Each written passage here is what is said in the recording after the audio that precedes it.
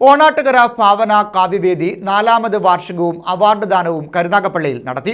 ആദരവും സംഘടിപ്പിച്ചു. ഓണാട്ടുകര ഭാവന കാവ്യവേദിയുടെ 4ാമത് വാർഷികം ആഘോഷിച്ചു. ഇതോടനുബന്ധിച്ച പുരസ്കാര ദാനവും നടത്തി. സാഹിത്യകാരി രശ്മി രാജ് ഉദ്ഘാടനം ചെയ്തു.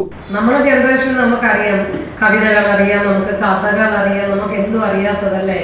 സാഹിത്യത്തിന്റെ ഉത്തുംഗ ശൃംഗത്തിൽ ഇരിക്കുന്നവരാണ് ഇതിലിരിക്കുന്നവരെല്ലാവരും. നമുക്കിതിൽ പാർട്ടിസിപ്പേറ്റ് ചെയ്യിക്കേണ്ടുന്നത് യുവതലമുറയാണ്.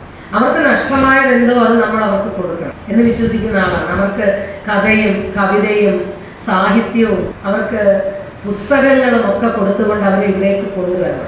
ഓണാട്ടുകര ഭാവന കാവ്യവേദി പ്രസിഡന്റ് ജോൺസൺ ഷൂർനാട് അധ്യക്ഷത വഹിച്ചു. ഷൈനി രാജേന്ദ്രൻ, തൊടിയൂർ വസന്തകുമാരി, വള്ളിക്കാവ് സേനൻ, വരവിള ശ്രീനി, രേണുക ഗണേശൻ, രാജു മാടമ്പിശ്ശേരിൽ, കാവേരി ശ്രീനി തുടങ്ങിയവർ പങ്കെടുത്തു. മുതിർന്ന മാധ്യമ പ്രവർത്തകൻ Jayachandran Thodiyoor, D Vijayalakshmi, P K Lalitha എന്നിവരെ ആദരിച്ചു. നമ്മൾ കേട്ടുന്ന ഉള്ള ആകാശവാണി മാത്രമായിരുന്നു അല്ലേ, റേഡിയോ പാട്ട് കേൾക്കാൻ മാത്രമായിട്ട് നമ്മൾ പോയിരുന്ന കാലഘട്ടങ്ങളൊക്കെ ഉണ്ടായിരുന്നു. ഇപ്പം അതൊന്നും അല്ല, എല്ലാം നമുക്ക് വിരൽത്തുമ്പിൽ കിട്ടുന്ന ഒരവസ്ഥയാണ്. അപ്പോൾ നമ്മൾ ന്യൂസ് ബ്യൂറോ, കരുനാഗപ്പള്ളി.